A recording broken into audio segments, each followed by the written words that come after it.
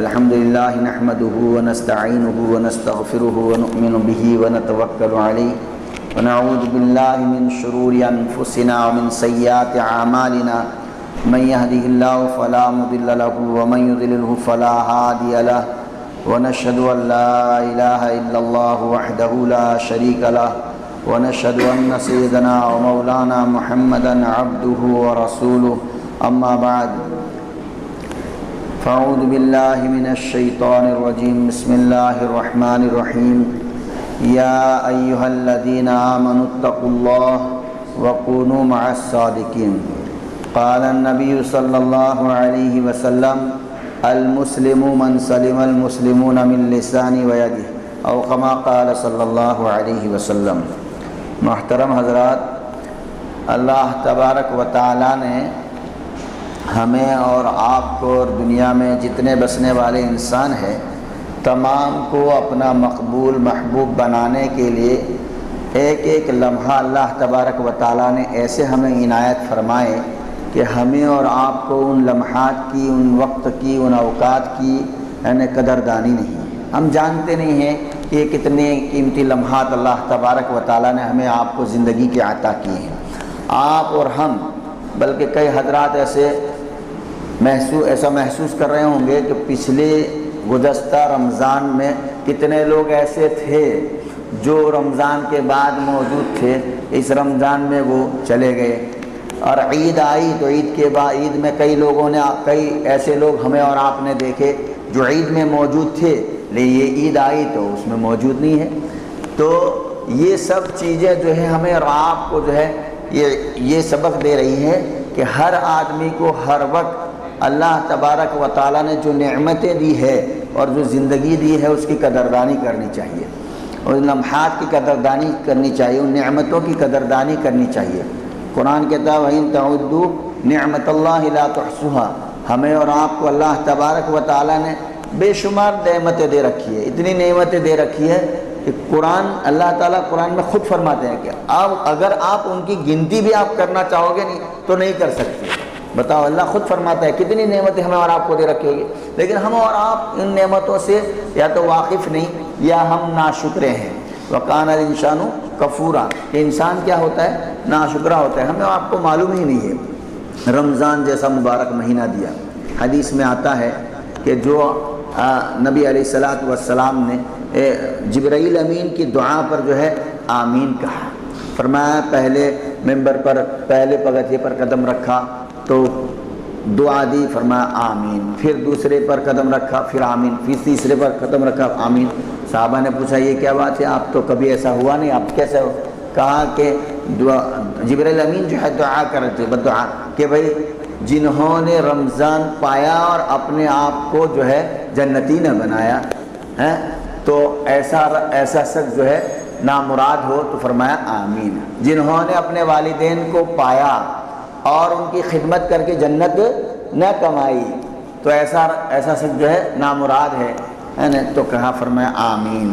اور پھر فرمایا ایسا شخص جس کے سامنے آقا مکی و مدنی محمد عربی صلی اللہ علیہ وسلم کا نام مبارک لیا جائے اور وہ ان پر درود نہ بھیجے، اور ایسا شخص نامراد ہے، فرمایا آمین۔ تو یہ ساری چیزیں جو ہے ایسے مبارک مہینے میں اللہ تبارک و تعالیٰ نے ہمیں مبارک مہینہ عطا فرمایا کہ ہر بندہ اس کا مقبول محبوب بن سکتا ہے، اور یہ ترتیب آج بھی جاری ہے کہ شوال سے لے کر ذی الحجہ تک اگر ایک آدمی آج سے احرام باندھے حج کا تو اس کے لیے احرام باندھنا صحیح ہے۔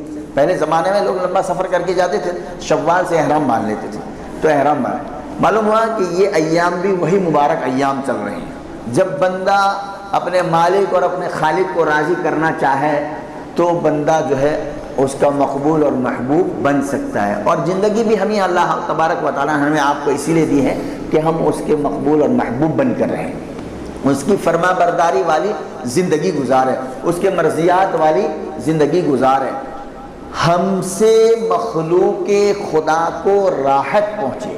ہمیشہ یہ نیت ہونی چاہیے ہماری ذات سے مخلوق خدا کو راحت پہنچے، کسی کو ہماری ذات سے تکلیف نہ پہنچے۔ یہ سب سے بڑا پرہیز ہے، سب سے بڑا کیا ہے؟ پرہیز ہے۔ ایک آدمی نیکی تو کرتا ہے، بہت ساری نیکیاں کرتا ہے، نماز پڑھتا ہے، روزہ رکھتا ہے، حج کرتا ہے، زکوٰۃ دیتا ہے، سب کچھ کرتا ہے، لیکن اس کی ذات سے اس کے گھر والے محفوظ نہیں، بندے کی ذات سے اس کی بیوی محفوظ نہیں، بندے کی ذات سے اس کی اولاد محفوظ نہیں، بندے کی ذات سے اس کا پڑوسی محفوظ نہیں، بندے کی ذات سے اس کے رشتہ دار محفوظ نہیں، بندے کی ذات سے اس کے دوست احباب جو ہے محفوظ نہیں، تو یہ سارا کیا کرایا جو ہے وہ بیکار ہو جائے گا۔ کیا ہو جائے گا؟ بیکار ہو جائے گا۔ اس لیے میں نے جو حدیث پڑھی ہے کہ المسلم من سلم المسلمون من لسانی و یدی، یہ بخاری کی روایت ہے کہ مسلمان وہ ہے جس کے ہاتھ اور زبان سے دوسرا مسلمان محفوظ رہے۔ مخلوق اللہ تبارک و تعالی نے بنائی، اس مخلوق کے اندر دو مادے ہیں، خیر کا مادہ بھی ہے اور شر کا مادہ بھی ہے، خیر کا مادہ بھی ہے اور شر کا مادہ بھی ہے۔ جس میں خیر ہی خیر ہو وہ تو فرشتہ ہوتا ہے، جس میں خیر ہی خیر ہو وہ کیا ہوتا ہے کہ جس سے گناہ کی کوئی وہی نہیں ہوتے، وہ تو کیا ہے؟ فرشتہ۔ کہ فرشتے ایسی مخلوق اللہ نے بنائی، اس میں خیر ہی خیر ہے، اور جس میں شر ہی شر ہو وہ تو شیطان ہے۔ جس میں کیا ہے؟ شر ہی شر ہو وہ تو کیا ہے؟ شیطان ہے۔ اور جس میں خیر بھی ہو اور شر ہو تو وہ حضرت انسان ہے۔ وہ کیا ہے؟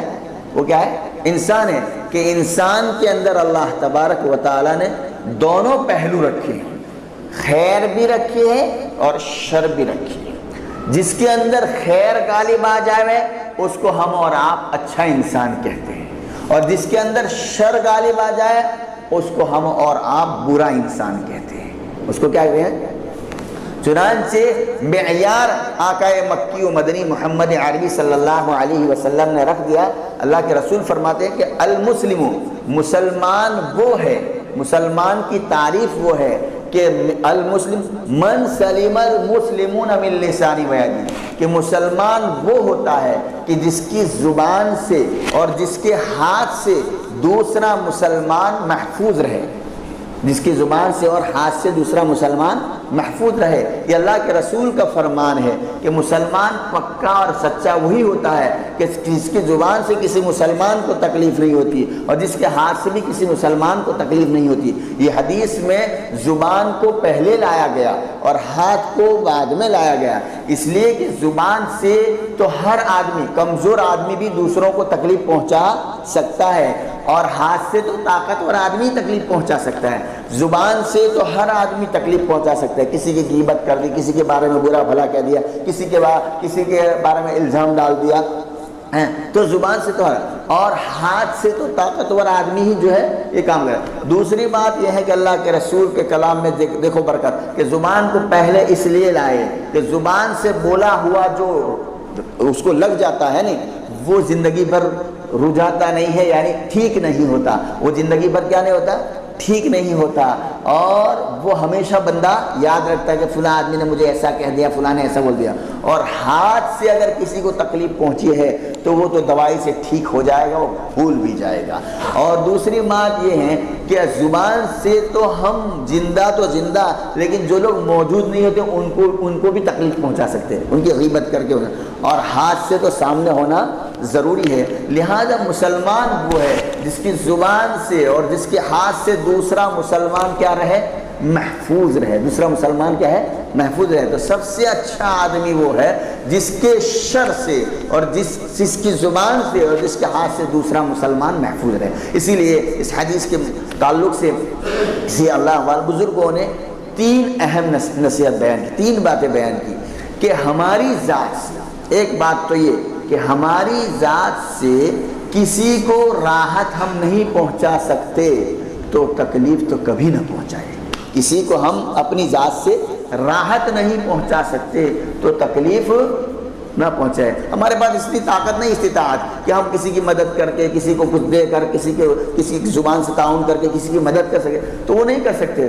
تو اللہ کے لیے کسی کو تکلیف نہ دے، کسی کو تکلیف نہ۔ دوسری بات یہ ہے کہ ہم اپنی زبان سے کسی کی تعریف، کسی کی بھلائی بیان نہیں کر سکتے، تو یہ بات تو ہمیں شاید رکھیں کہ ہم زبان سے کسی کی برائی بیان نہ کریں، کسی کی کیا برائیں بیان نہیں کریں۔ اور تیسری بات یہ ہے کہ ہم اپنی ذات سے کسی کو جو ہے ہر طرح کی راحت نہیں پہنچا سکتے، تو کسی قسم کی تکلیف نہ پہنچائے۔ یہ اگر ہمارے اندر موجود ہوگا تو ہم جو اعمال کر رہے ہیں ان اعمال کی برکت ہمیں محسوس ہوگی۔ اعمال کی برکت ہے، ہر چیز کی برکت ہوتی ہے۔ ہم کہتے ہیں ایک مرتبہ سبحان اللہ کہنے سے یہ ہوتا ہے، نماز پڑھنے سے ہوتا ہے، لیکن یہ سب کرنے کے بعد ہم لوگ باہر نکل کے کسی کو تکلیف پہنچا دی، کسی کی غیبت کر دی، کسی کو جو ہے کوئی تکلیف زبان سے پہنچا دی، تو اس سے جو ہے ہمارے کیے کرائے اعمال جو اس کی برکتیں ہوتی ہیں وہ ختم ہو جاتی ہے۔ اس لیے ہمیشہ یاد رکھے کہ مسلمان بن کر رہے، اور مسلمان وہ ہوتا ہے جو لوگوں کو راحت پہنچاتا ہے۔ وہ کیا کہتا ہے؟ لوگوں کو راحت پہنچائے۔ شجر جو ہے درخت کو کہتے ہیں، درخت کی مسلمان کی تعبیر جو ہے درخت سے دی ہے کہ مسلمان جو ہے ایک درخت جس کو بولتے ہیں درخت کی طرح رہے، کہ شجر اس کو بولتے ہیں عربی میں کہ وہ چاہے کتنی ہی سخت گرمی ہو، وہ سخت گرمی کو اپنے خود جھیلتا ہے، لیکن اس کے کاٹنے والے کو بھی اس کے سایہ دیتا ہے، تو وہ اگر نیچے بیٹھ جائے تو اس کو بھی منع نہیں کرے گا۔ ہر آدمی کو چاہے اچھا ہو یا برا ہو، اس کو کاٹنے کے لیے بھی جو آتا ہے نہیں، اس کو بھی وہ راحت اور سکون پہنچاتا ہے۔ اسی طرح مسلمان کی شان یہ ہونی چاہیے کہ چاہے کوئی ہمارے سے کچھ بھی کرے، ہم بھی ان کے اسی طرح، بھائی اس نے تو فلاں آدمی نے تو میرے ساتھ یہ سلوک کیا تھا، میں بھی ان کے ساتھ یہ سلوک کروں گا، فلاں نے میرے ساتھ یہ سلوک کیا تھا، تو میرے اور آپ میں کوئی فرق نہیں ہوا، میرے اور آپ میں کوئی فرق نہیں ہوا۔ حضرت حجت الاسلام مولانا قاسم نانوتوی رحمۃ اللہ علیہ کے بارے میں مشہور تھا، وہ فرماتے تھے کہ میرے بارے میں اگر کوئی معلوم نہ کرتا کہ میں عالم ہوں تو کسی کو معلوم نہ ہوتا تو میں کسی کو پتہ بھی نہ چلنے دیتا، میں کسی کو پتہ بھی نہیں چلنے دیتا۔ وہ ان کی رشتہ داری میں ایک مرتبہ گئے تو ان کے تعلق والوں میں ایک تھے، ان کا انتقال ہو گیا، تو ان کی اولاد جو ہے وہ ان کو برا بھلا کہتی تھی، لیکن مولانا اس وجہ سے ان سے تعلق رکھتے تھے کہ ان کے والد میرے دوست تھے، ان کے والد کیا تھے؟ میرے دوست تھے، تو ان کے یہاں جب بھی جاتے اس گاؤں میں تو ان کے یہاں ضرور جاتے تھے، تو لوگ بہت کہتے تھے کہ حضرت آپ کو برا بھلا کہتے ہیں، آپ ان کے یہاں کیوں جاتے ہیں، آپ ان کے یہاں کیوں جاتے ہیں؟ تو وہ حضرت کچھ بھی جواب نہیں دیتے تھے۔ تو ان کے بڑے جو تھے مولانا رشید احمد گنگوہی رحمۃ اللہ علیہ، ان سے کہا، ان کے ہم لیول تھے، کہ آپ ان سے ذرا دو باتیں سمجھائیں کہ جو برا بھلا کہے ان کے گھر ہم کیسے جا سکتے ہیں، آپ اتنے بڑے عالم ہو گئے۔ فرمایا کہ جو بندہ اپنی ذات کو مخلوق میں سب سے ہلکا سمجھتا ہے ان کو کسی کے بولنے سے کوئی فرق نہیں پڑتا، ان کو کسی کے بولنے سے کوئی فرق نہیں پڑتا، وہ تو اپنے آپ کو کمتر سمجھتا ہے کہ کمتر الخلائق، سب سے بدتر آدمی میں ہوں، میرے پاس کچھ نہیں ہے۔ جو بندہ یہ سمجھے گا اور جو کچھ ہم سے ہوتا ہے، نماز، روزہ، حج، زکوٰۃ، کسی کا تعاون، کسی کو راحت پہنچانا، وہ سب من جانب اللہ، اللہ کی توفیق سے ہوتا ہے۔ اللہ کی توفیق کے بغیر کوئی کچھ نہیں کر سکتا، کوئی کچھ نہیں سکتا۔ جب بندے کے اندر یہ خاصیت پیدا ہو جائے گی، یہ صفت پیدا ہو جائے گی، تو وہ اپنی ذات کو دیکھے گا، کسی اور کو نہیں دیکھے گا، اپنی ذات کو محفوظ رکھے گا، اوروں کو راحت پہنچانے کی فکر کرے گا، یہ نہیں کہ اس کی ذات سے دوسرے بھی محفوظ رہے۔ ہم اور آپ دیکھتے ہیں پڑھے لکھے لوگ مسجد کے باہر ہو کہیں اور پارکنگ کرتے ہیں، نہیں پارکنگ ہے، حدیث میں آتا ہے کہ اماطۃ الاذی عن الطریق، راستے سے تکلیف دہ چیز کو ہٹا دو، اور ہم کیا کرتے ہیں؟ راستے میں تکلیف دہ چیز کو رکھ دیتے ہیں۔ ہمیں یہ حق نہیں ہے کسی کی جگہ پر ہم پارکنگ کریں، ہمیں یہ حق نہیں کہ کسی گھر کے سامنے ہم اپنی گاڑی کو رکھیں، وہ بات اور ہے، ان کی پرمیشن سے، ان کی اجازت سے اگر رکھیں ان کو کوئی دقت نہیں ہو، لیکن یہ کہ ہمیں کون کہنے والا ہے؟ تمہیں اور ہمیں کوئی کہنے والا نہیں، لیکن اللہ سب کچھ دیکھ رہا ہے، اللہ سب کچھ دیکھ رہے ہیں۔ سارے دن ایک جیسے نہیں ہوتے، آج ہماری کل تمہاری بات ہوتی ہے، اس لیے کبھی یہ نہ سوچے کہ ہم سے بڑا کوئی نہیں ہے، کبھی یہ نہ سوچے ہم سے زیادہ طاقتور کوئی نہیں ہے، سب سے بڑا طاقتور تو اللہ تعالیٰ ہے، وہ سب کو دیکھتا ہے، سب کی لگام اور لجام اس کے ہاتھ میں ہے۔ آج تم کسی پر ظلم کرو گے، کل کوئی اور بندہ پیدا ہو جائے گا جو تم کو اس طرح، اس لیے یہ نہ کرے۔ مسلمان جو ہے وہ ہوتا ہے کہ اس کی ذات سے، اس کی زبان سے کسی کو تکلیف نہ پہنچے، اس لیے آتا ہے کہ جب کوئی بندہ بیمار ہوتا ہے تو کسی کے بارے میں یہ پتہ چلا ہے کہ فلاں بندہ کو جو ہے سر میں درد ہے، فلاں بندہ کو ہاتھ کٹ گیا، پیر کٹ گیا، پیٹ میں انفیکشن ہو گیا، تو ان بیماری کو سن کر کسی کو اتنی تکلیف نہیں ہوتی، لیکن جب کسی کے بارے میں اس کا ہارٹ کا پرابلم ہے، دل کی بیماری ہے، اس کو کس کی بیماری ہے، تو ہر آدمی کہتا ہے یہ بڑا جو ہے ڈیفیکلٹ، مشکل، وہ بہت بڑی بیماری ہے ان کے لیے. تو یہ آدمی، تو یہ جو بیماری ہے کسی کو ایذا دینا، کسی کو تکلیف پہنچانا، یہ دل کی بیماری ہے کہ آدمی کسی کو حقیر سمجھتا ہے تو اس کو گالی بھی بول دیتا ہے، اس کو برا بھلا بھی کہتا ہے. لیکن اگر اس کے دل میں یہ ہے کہ مسلمان تو وہ ہوتا ہے کہ جس کی زبان اور ہاتھ سے دوسرا مسلمان کیا ہے، محفوظ رہے، دوسرا مسلمان محفوظ رہے، تو اس کی ذات سے لوگوں کو فائدہ بھی پہنچے گا اور لوگوں کے دلوں میں اس بندے کی محبت بھی اللہ پیدا کر دے گا، جوڑ پیدا کر دے گا. اور جوڑ میں برکت ہے اور توڑ میں بے برکتی ہے. جوڑ میں کیا ہے، برکت ہے، اور توڑ میں کیا ہے، بے برکتی ہے. اس لیے ہمیں اور آپ کو چاہیے کہ ہر وقت جوڑ کی فکر کرے. اس امت کی خاصیت ہے کہ اللہ کے نبی صلی اللہ علیہ وسلم نے ایک امت بنایا. کتنی امت بنایا؟ ایک امت، امت واحد. یہ امت کی خاصیت ہے کہ اس میں جوڑ ہے، اس میں توڑ نہیں ہے.